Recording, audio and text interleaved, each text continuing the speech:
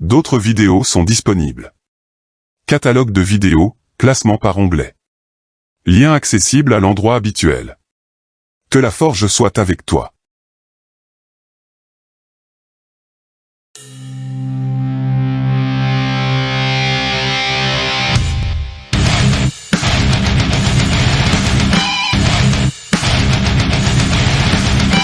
Mes respects à tout le monde, bienvenue dans la forge du Quantum. Aujourd'hui, forge NaN numéro 43, continuité de fonction.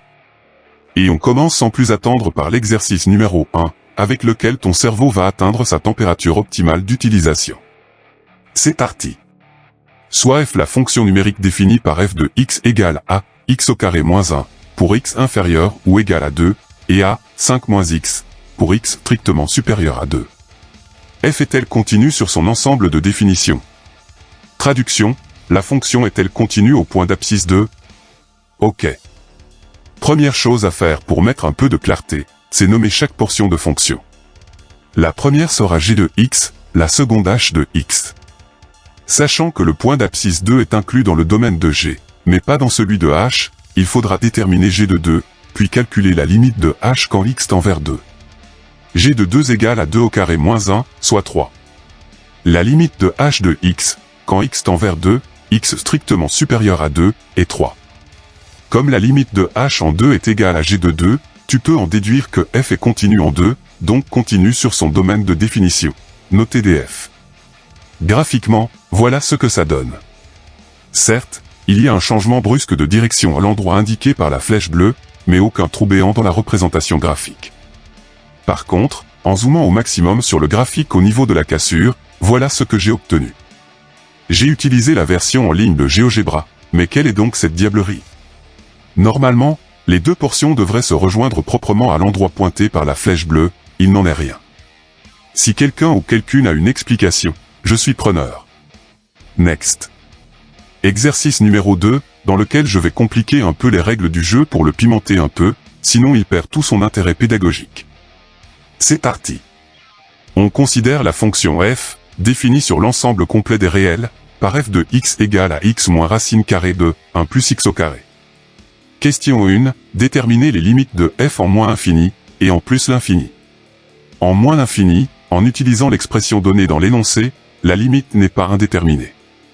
Tu sais que la limite de x au carré, quand x tend vers moins l'infini, est plus l'infini, donc celle de 1 plus x au carré, toujours en moins l'infini, sera plus l'infini. Par conséquent, la limite de moins racine carrée de 1 plus x au carré, bien entendu en moins l'infini, sera moins l'infini. Par somme, la limite de f de x, quand x tend vers moins l'infini, sera moins l'infini. Par contre, en plus l'infini, forme indéterminée, l'infini moins l'infini. De ce fait, il va falloir factoriser. Première étape, factorisation par x au carré dans la racine carrée, que tu sors de cette racine, et devient x, puis factorisation par x, et tu auras f de x égale à x, facteur de 1 moins racine carrée de 1 sur x au carré, plus 1. Problème, la limite de cette expression est indéterminée, 0 fois l'infini. Pas de panique, tu as d'autres cordes à ton arc, et il va falloir utiliser l'expression conjuguée, technique que je t'ai montrée dans la forge NaN numéro 41, le lien est dans la description. Catalogue de vidéos, onglet Mandelbrot. Multiplication et division simultanée de la fonction par son expression conjuguée, identité remarquable au numérateur, a moins b, facteur de a plus b, se factorisant en a carré moins b carré. Le carré neutralise la racine, réduction, et f de x est égal à moins 1 sur x plus racine carrée de 1 plus x au carré. J'entrevois la possibilité de factoriser le dénominateur, je m'engouffre donc dans la brèche dans l'espoir que ça me facilitera la tâche par la suite. Ce dénominateur est noté petit d de x. Factorisation par x au carré dans la racine carrée, que tu sors de cette racine, et qui devient x, puis factorisation par x, et tu auras petit d de x égale à x, facteur de 1 plus racine carrée de 1 sur x au carré, plus 1. De ce fait, f de x devient moins 1 sur x, facteur de 1 plus racine carrée de 1 sur x au carré, plus 1. La limite de 1 sur x au carré, quand x tend vers plus l'infini, est nulle, ce qui entraîne que la limite de racine carrée de 1 sur x au carré, plus 1, toujours en plus l'infini, sera 1, donc, celle de 1 plus racine carrée de 1 sur x au carré, plus 1, bien entendu en plus l'infini, sera égal à 2. Par quotient, la limite de f de x, quand x tend vers plus l'infini, sera 0 moins. Je rappelle que diviser par plus l'infini, c'est multiplier par 0 plus, ne pas oublier d'appliquer la règle des signes. Next. Question 2, justifier que f est dérivable sur l'ensemble complet des réels, et calculer f' de x pour tout réel x. Pour fluidifier ma démonstration, je pose que f de x est égal à y de x, moins r de x. Quel que soit x réel, y est dérivable car c'est une fonction polynôme de degré 1, ou fonction affine. Quel que soit x réel, 1 plus x au carré est dérivable, car fonction du second degré. Sachant qu'elle est de plus toujours strictement positive, dès lors jamais nulle, racine carrée de 1 plus x au carré sera dérivable, donc r aussi. F étant composée de fonctions dérivables sur l'ensemble complet des réels, elle est par définition dérivable sur cet ensemble. Pour la dériver, je vais reprendre la même expression. Y de x est égal à x, donc y' de x est égal à 1. R de x est égal à racine carrée de 1 plus x au carré, donc r' de x est égal à x sur racine carrée de 1 plus x au carré. F est égal à y moins r, ce qui implique f' sera égal à y' moins r'. Par conséquent, f' de x est égal à 1, moins x sur racine carrée de 1 plus x au carré. Next.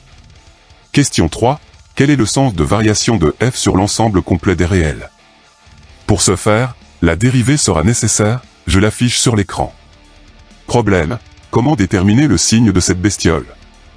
Tout mettre sur le même dénominateur risque fort de compliquer les choses, et pour éviter de te perdre dans des calculs chronophages et inutiles, je dois te montrer une technique qui pourrait te sauver la vie en devoir surveiller. L'objectif est de comparer la fraction avec 1, et déterminer le signe de l'expression. Regarde, et écoute bien. Quel que soit x réel, x au carré est strictement inférieur à x au carré plus 1. Racine carrée de x au carré sera strictement inférieur à racine carrée de x au carré plus 1, donc x strictement inférieur à racine carrée de x au carré plus 1. Division par racine carrée de x au carré plus 1, des deux côtés, la fraction passe à droite, et tu constates que la dérivée est strictement positive, ce qui indique que la fonction sera strictement croissante. J'adore quand un plan se déroule sans accroc. En bonus, voici la représentation graphique de la fonction, qui permet de voir comment la courbe se comporte dans un plan délimité par un repère orthonormé. Une image au milieu de tous ces nombres et ces mots, ça soulage ton pauvre petit cerveau qui tourne aux réseaux sociaux. Exercice numéro 3, dans lequel tu vas devoir déterminer la dérivabilité et la continuité de deux fonctions ésotériques. C'est parti. Voici l'énoncé, et pas le temps de niaiser, on commence sans tarder par la première question. Soit f la fonction définie sur l'ensemble complet des réels par f de x égale à x au carré moins 1, si x strictement négatif, et x moins 1, si x supérieur ou égal à 0. La fonction f est-elle continue sur R? Est-elle dérivable sur R? Étude de la continuité. Première chose à faire pour mettre un peu de clarté, renommer chaque portion de fonction. La première sera g de x, la seconde h de x. Sachant que le point d'abscisse 0 est inclus dans le domaine de h, mais pas dans celui de g, il faudra déterminer h de 0, puis calculer la limite de g quand x tend vers 0. La limite de g de x, quand x tend vers 0, x strictement inférieur à 0, est moins 1. h de 0 est égal à moins 1. Comme la limite de g en 0 est égale à h de 0, tu peux en déduire que f est continu en 0, donc continu sur l'ensemble complet des réels. Étude de la dérivabilité. Par définition, la fonction g, fonction polynôme de degré 2, est dérivable sur R, d'où forcément dérivable sur l'intervalle moins l'infini exclu, 0 exclu, intervalle inclus dans R. Toujours par définition, la fonction h, fonction affine, est dérivable sur R, d'où forcément dérivable sur l'intervalle 0 inclus, plus l'infini exclu, intervalle inclus dans R. Par conséquent, f étant composée de fonctions dérivables, elle est de ce fait dérivable sur l'ensemble complet des réels. Next.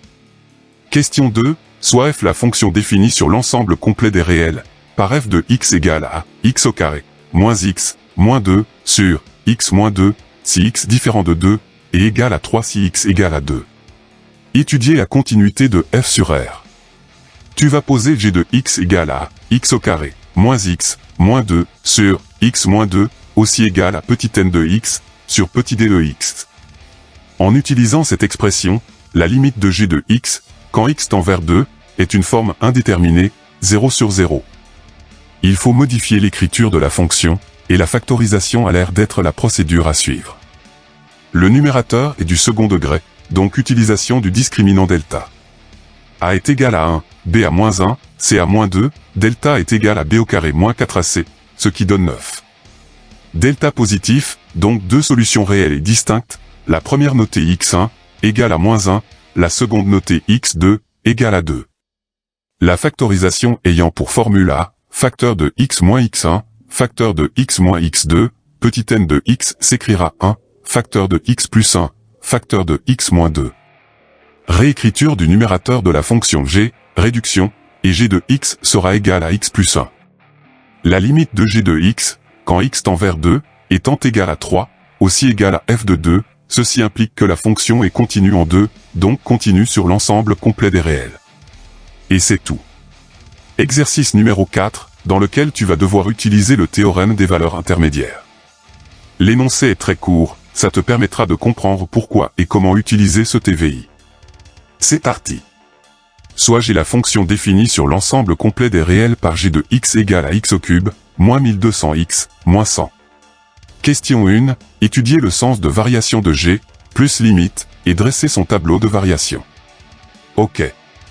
Le plus logique est de commencer par les limites, en moins l'infini, puis en plus l'infini. En effet, elles seront mises dans le tableau de variation directement après l'étude du signe de la dérivée. Seulement, faire ces limites sur l'expression donnée conduit à une forme indéterminée, l'infini moins l'infini. Il va falloir la factoriser. Je sais qu'au lycée, on t'apprend à factoriser par le monôme de plus haut degré, ici x au cube, mais j'ai pour habitude de sortir des sentiers battus et d'innover, montrant ainsi que je ne me mets pas en mode automatique, comme une intelligence artificielle de première génération avec ses algorithmes basiques. Je te conseille de faire pareil, et tu verras qu'à long terme, mettre ce genre de flamboyance dans tes écrits, ça paye.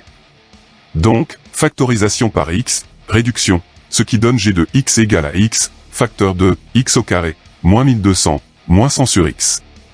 Comme tu sais que la limite de 100 sur x, quand x tend vers plus ou moins l'infini, est nulle, ça implique que la limite de moins 1200, moins 100 sur x, quand x tend vers plus ou moins l'infini, est moins 1200.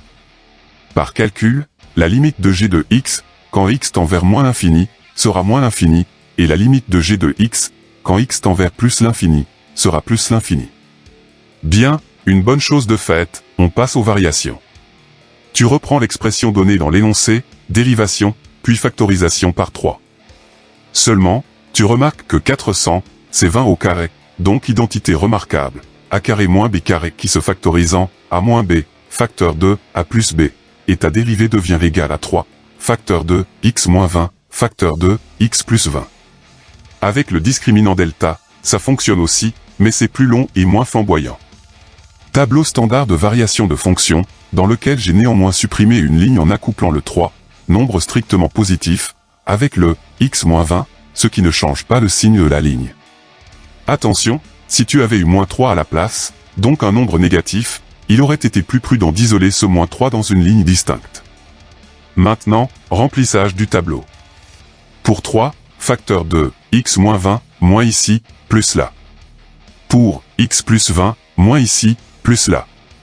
Pour la ligne de la dérivée, règle des signes à partir des deux lignes du dessus, donc plus, moins, plus. Dernière ligne, celle des variations de la fonction, qui sera croissante, dérivée positive, puis décroissante, dérivée négative, et enfin croissante. Les limites trouvées précédemment sont inscrites dans le tableau, puis calcul de g de moins 20, égale à 15 900, et de g de 20, égale à moins 16 100.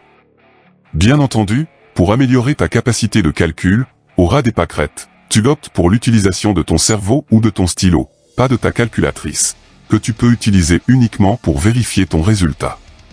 Next. Question 2, démontrer que l'équation g de x égale à 0 admet une unique solution alpha dans l'intervalle 20 inclus, 40 inclus.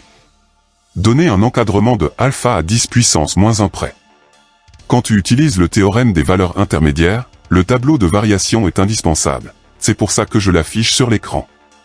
La zone dans laquelle il va falloir travailler est celle-ci, que j'entoure en rouge.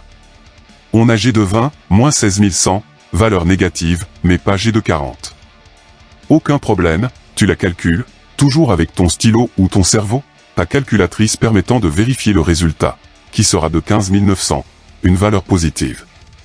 Grâce au tableau de variation, tu peux affirmer que sur l'intervalle 20 inclus, 40 inclus, petit 1, G est continu car dérivable, petit 2, G est strictement croissante. Petit 3, comme G de 20 est négative et G de 40 positive, tu peux écrire que G de 20 inférieur ou égal à 0, inférieur ou égal à G de 40, ce qui peut se résumer en 0 appartient à l'intervalle image par la fonction G. Par conséquent, d'après le théorème des valeurs intermédiaires, il existe une valeur unique alpha, appartenant à l'intervalle 20 inclus, 40 inclus, tel que G de alpha est égal à 0. Maintenant, il faut donner un encadrement de alpha à 10 puissance moins 1 près. Toi, tu vas te servir du mode solver ou équation de ta calculatrice, que tu dois savoir utiliser les yeux fermés, j'opte pour GeoGebra, tout aussi efficace. C'est le point d'intersection entre la courbe et l'axe des abscisses appartenant à l'intervalle 20 inclus, 40 inclus. Grâce à l'abscisse de ce point C, tu peux en déduire qu'alpha sera comprise entre 34,6 et 34,7. Pas plus compliqué. Exercice numéro 5, dans lequel tu vas retrouver ensemble quelques notions importantes de l'étude d'une fonction. Bref, ça commence à sentir le roussi.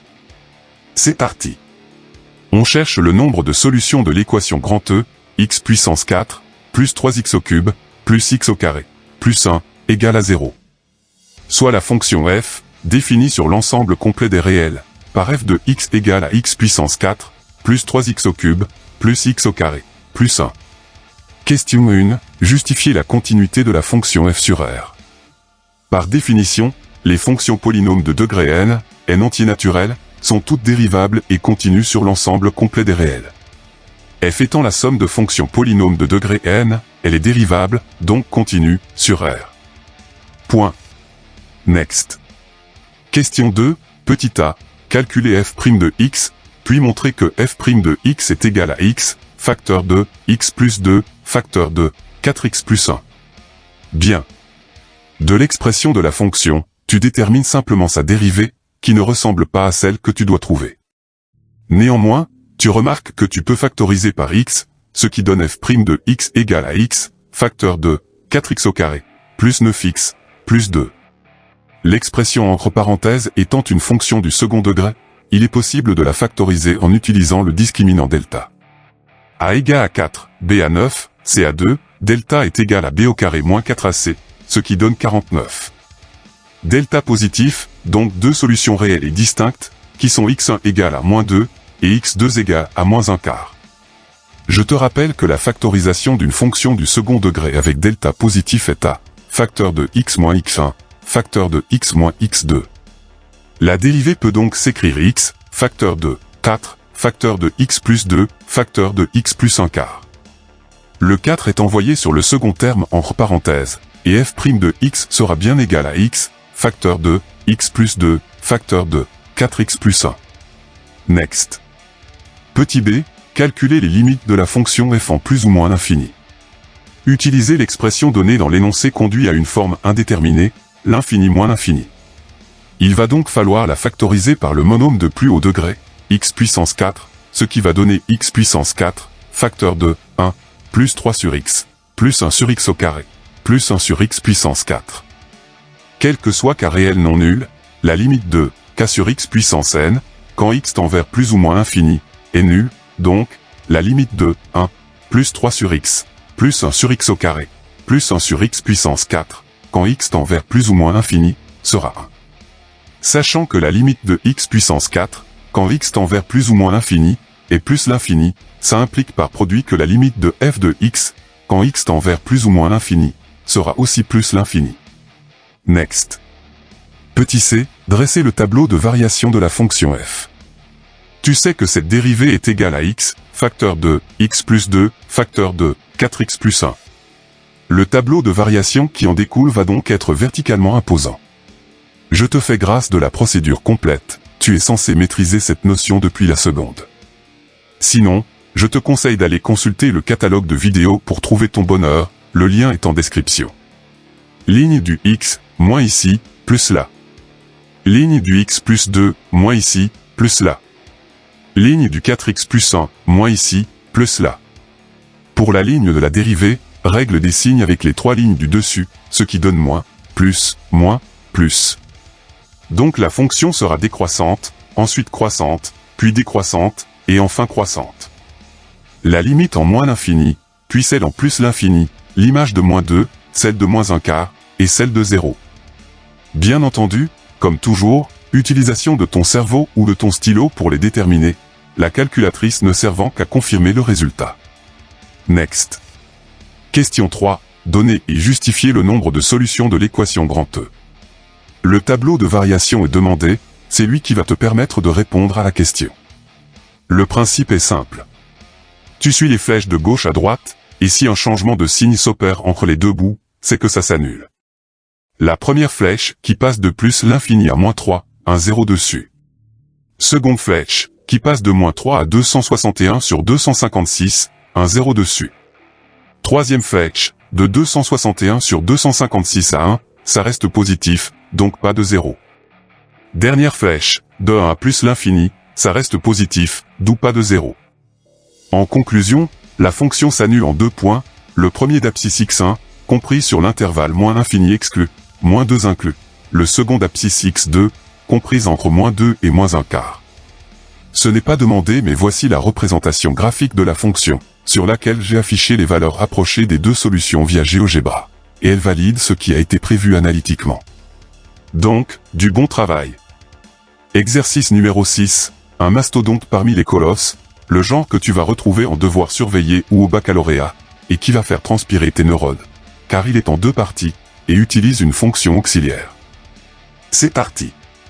Soit la fonction f, définie sur l'ensemble complet des réels, par f de x égale à 2x moins 5, facteur de 1 moins exponentielle de moins x. Partie grand A. Soit la fonction g, définie sur l'ensemble complet des réels, par g de x égale à 2 exponentielle de x, plus 2x, moins 7. Question 1, déterminer les limites de g en plus ou moins infini. En utilisant l'expression donnée dans l'énoncé, aucune forme indéterminée, donc cool. Par contre, il va falloir soigner la rédaction. En moins infini, la limite de 2 exponentielles de x est nulle, celle de 2x moins 7 est moins l'infini, donc par ça, la limite de g de x, quand x tend vers moins l'infini, sera moins l'infini. En plus l'infini, la limite de 2 exponentielles de x est plus l'infini, celle de 2x moins 7 est plus l'infini, donc par ça, la limite de g de x, quand x tend vers plus l'infini, sera plus l'infini. Next. Question 2, montrer que la fonction g est croissante sur l'ensemble complet des réels. Expression de g, détermination de sa dérivée, factorisation, et g' de x égale à 2, facteur de, exponentielle de x, plus 1.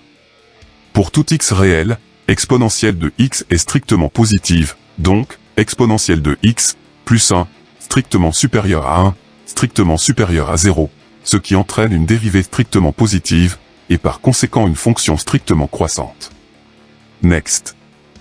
Question 3, petit a, justifier que l'équation g de x égale à 0 admet une unique solution, notée alpha, dans R. Récapitulons les informations dont on dispose. Une limite en moins l'infini négative, une limite en plus l'infini positive, et une fonction est strictement croissante. Sachant que cette fonction g est dérivable sur l'ensemble complet des réels, car somme de fonctions dérivables sur R, d'après le théorème des valeurs intermédiaires, il existe une valeur unique alpha, réelle, telle que g de alpha nul. Oui, pour information, cette E inversée avec le point d'exclamation accolé se traduit par « il existe une unique valeur ». Attention, certains et certaines professeurs ne l'acceptent pas en devoir surveiller, et pas sûr que ce soit admis au bac. Donc prudence dans son utilisation. Next. Petit b, montrer que alpha appartient à l'intervalle 0 inclus, A inclus, puis déterminer une valeur approchée de alpha à 10 puissance moins 3 près à l'aide de l'algorithme de dichotomie. Ok.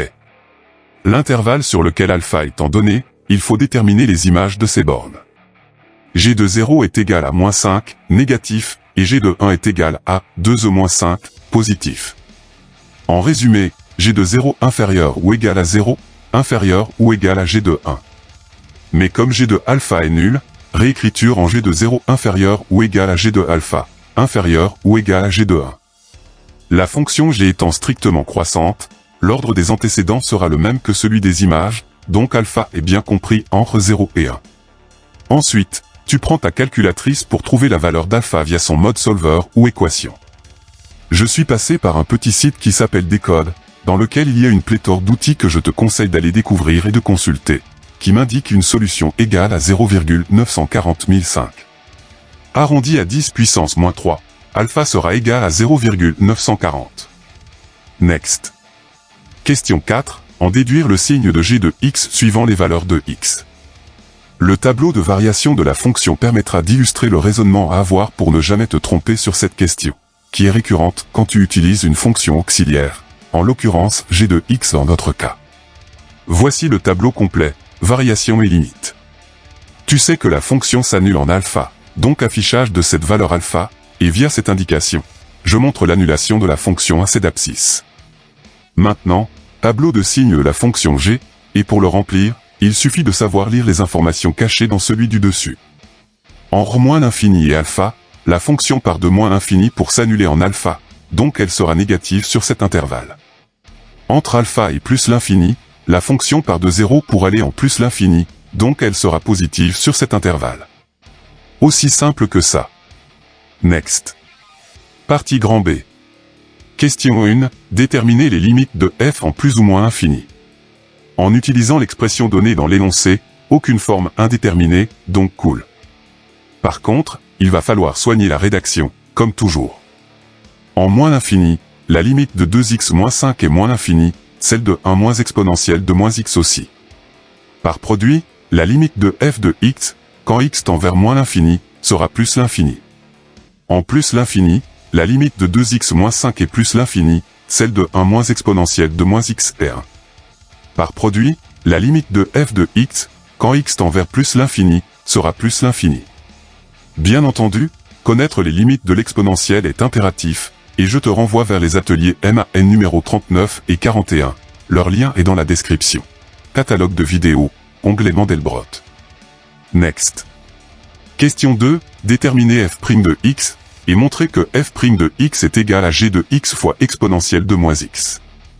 Comme certains et certaines d'entre vous ont autant de mémoire que Dory, je remets l'expression de g sur l'écran, ça pourra aider. La fonction f est du type u fois v, donc sa dérivée sera égale à u'v plus uv'. U de x égale à 2x moins 5, donc u' de x égale à 2. V de x égale à 1 moins exponentielle de moins x, donc v' de x égale à exponentielle de moins x. Remplacement des variables u et v par leurs expressions, développement, réduction, et f' de x égale à 2, moins cette exponentielle de moins x, plus 2x exponentielle de moins x. Bon, on a la dérivée, mais il faut l'exprimer en fonction de g. Factorisation par exponentielle de moins x, réduction, et comme par magie, on arrive bien à montrer que f' de x est égal à g de x fois exponentielle de moins x. Next. Question 3. Déterminer le signe de f' de x sur l'ensemble complet des réels, puis dresser le tableau de variation de f sur r. Reprenons la dérivée, égale à g de x fois exponentielle de moins x.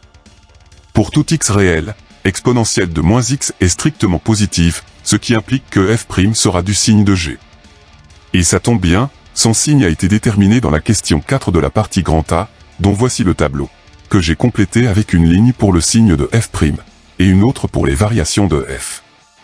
F' du signe de g, donc moins ici, et plus là, ce qui implique fonction décroissante, puis croissante. Limite en moins l'infini, puis celle en plus l'infini, et f de alpha en minimum. Attention, comme la valeur de alpha n'est pas connue avec exactitude, il est déconseillé d'afficher une valeur approchée de son image par la fonction. Car dans un tableau de variation, les valeurs numériques doivent être exactes, sauf si l'énoncé autorise les valeurs approchées, à 10 puissance moins 3 par exemple. Ce n'est pas le cas ici. Next.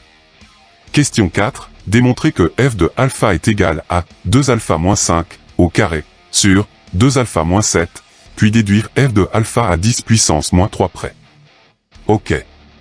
Cette question est de moins en moins présente dans les devoirs surveillés, mais il y a quelques professeurs sur Avignon qui la proposent toujours à leurs élèves, et comme je présume que c'est la même chose dans beaucoup d'établissements français et étrangers, je vais te montrer la procédure pour y répondre correctement. En premier, exprimer f de alpha. Problème, ça ne ressemble pas à l'expression que tu dois montrer. La seule chose de sûre, c'est que g de alpha est nul, donc 2 exponentielles de alpha, plus 2 alpha, moins 7, égale à 0. Entre l'expression calculée de f de alpha, et celle donnée dans l'énoncé, l'exponentielle a disparu. Par conséquent, on va l'isoler à partir de l'expression de g de alpha.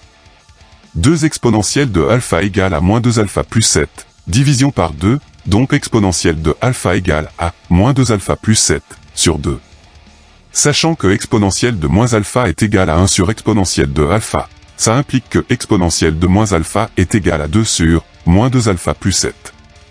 Remplacement de exponentielle de moins alpha par sa nouvelle expression dans f de alpha, réécriture de la fraction et modification du moins en plus, le terme entre parenthèses est ramené sur le même dénominateur, réduction, et au miracle, f de alpha est égal à 2 alpha moins 5, au carré, sur 2 alpha moins 7. Je te rappelle que la valeur approchée de alpha est 0,940, que tu remplaces dans l'expression. Calcule soit avec le stylo pour les plus téméraires, soit avec la calculatrice pour les plus feignasses, et le résultat sera 0,054, à 10 puissance moins 3 près. Et c'est tout. Bref, si on te demande de calculer f de alpha, tu l'exprimes en remplaçant les x par alpha. Tu pars toujours de l'équation qui annule la fonction auxiliaire, souvent notée g, ou phi, tu isoles la partie qui a disparu dans f de alpha. Et après, ce n'est qu'une question de calcul que tu n'as pas intérêt à foirer, surtout que la calculatrice est inutile, et inutilisable ici. C'est pour cette raison que je t'incite fortement à faire chaque calcul mentalement, avec ton cerveau, ou à le poser, avec ton stylo.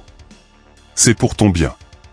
Exercice numéro 7, le dernier de la série, dans lequel je vais te montrer comment raisonner sur une question parfois posée en devoir surveiller, et sur laquelle mes élèves se retrouvent démunis avant que je leur montre comment réagir. C'est parti. On considère la fonction définie sur l'ensemble complet des réels par f de x égale à x au cube, moins 2x au carré, plus 1. Question 1, étudier les variations de f. Je te propose de commencer par les limites en moins l'infini, puis en plus l'infini, les bornes du domaine de définition. Seulement, en utilisant l'expression donnée, tu auras une forme indéterminée, l'infini moins l'infini. La factorisation est la méthode la plus adaptée, mais je vais factoriser par x au carré, au lieu de x au cube, le monôme de plus haut degré. Parce que je n'aime pas faire comme tout le monde, ça permet de simplifier la procédure, et surtout, ça met de la singularité dans une copie. f de x devient égal à x au carré, facteur de x, moins 2, plus 1 sur x au carré. La limite de 1 sur x au carré, quand x tend vers plus ou moins l'infini, est nulle, et celle de x au carré, toujours en plus ou moins l'infini, et plus l'infini. Sachant que la limite de x moins 2, en moins l'infini, est moins l'infini, donc par calcul, celle de f de x, quand x tend vers moins l'infini, sera aussi moins l'infini. Sachant ensuite que la limite de x moins 2, en plus l'infini, est plus l'infini, par calcul, celle de f de x, donc quand x tend vers plus l'infini, sera aussi plus l'infini. Et c'est fini pour les limites. On termine avec les variations. Qui dit variation dit signe de la dérivée, alors, détermination de cette dérivée. La fonction, sa dérivée, factorisation pour la rendre plus simple à utiliser, et f' de x égale à x, facteur de 3x moins 4. Tu aurais tout aussi bien pu utiliser le discriminant delta, mais c'est tellement banal que ça en devient ennuyant. Il faut savoir sortir des sentiers battus pour mettre un peu de fantaisie dans ce monde numérique souvent insipide. Tableau de variation standard que tu dois éditer ici. Pour la ligne de x, moins ici, plus là. Pour la ligne de 3x moins 4, moins ici, plus là. Le signe de la dérivée sera l'application de la règle des signes des deux lignes du dessus, donc plus, moins, plus. Par conséquent, la fonction sera croissante, puis décroissante, et enfin croissante. Limite en moins l'infini, puis celle en plus l'infini, l'image de 0 par la fonction, et celle de 4/3. Bien entendu, comme toujours, utilisation de ton cerveau ou de ton stylo pour les déterminer, la calculatrice ne servant qu'à confirmer le résultat. Next. Question 2, déterminer le nombre de solutions de l'équation f de x égale à k, selon les valeurs de k. C'est cette question qui fait flancher le calme relatif des élèves, et pour pallier à ce léger désagrément, sois concentré sur ce que je vais te montrer. Première chose à faire, avoir le tableau de variation sous les yeux, c'est cet outil qui va te permettre de répondre correctement. Tu repères les éventuels extrémums locaux, dans notre cas, le minimum ici, en rouge, et le maximum là, en vert. Tu vas tracer un trait horizontal, en rouge ici, au niveau du minimum, et un autre, en vert là, au niveau du maximum. Ces deux droites représentent en gros l'altitude des extrémums locaux. Maintenant, imagine que tu as une autre droite horizontale, par exemple de couleur bleue, que je ne vais pas représenter à l'écran, mais je compte sur ton imagination pour la visualiser. Cette droite est mobile, et peut se déplacer verticalement. On va traiter chaque zone ainsi délimitée, au nombre de 5 dans notre cas, ce nombre peut varier en fonction de la forme de la représentation graphique. Première zone, pas strictement inférieure au minimum, ici -5 sur 27, cette droite bleue est en dessous de la rouge. Par conséquent, elle ne va toucher la courbe qu'en un seul point, donc une solution. Seconde zone, k égale au minimum, ici -5 sur 27, cette droite bleue est confondue avec la rouge. Par conséquent, elle va toucher la courbe en 2 points, donc 2 solutions.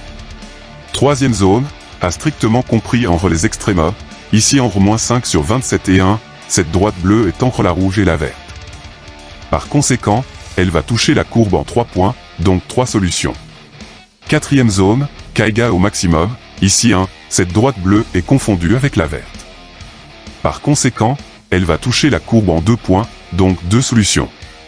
Pour finir, cinquième zone, k strictement supérieur au maximum, ici 1, cette droite bleue est au-dessus de la verte. Par conséquent, elle ne va toucher la courbe qu'en un seul point, donc une solution. Pour te montrer ce qu'il se passe dans un repère orthonormé, j'ai bidouillé un truc sur GeoGebra, que j'ai filmé, et tu vas voir ce que ça donne. La vitesse est réduite, mais tu peux t'amuser à la réduire encore plus si besoin pour comprendre le nombre de solutions en fonction de la zone dans laquelle se trouve la droite horizontale d'équation y égale à k. Une fois que tu auras appréhendé tout ça, il te suffira d'appliquer la même procédure pour n'importe quelle autre fonction, et le tour sera joué. Avec une petite musique relaxante, le visionnage sera moins ennuyeux.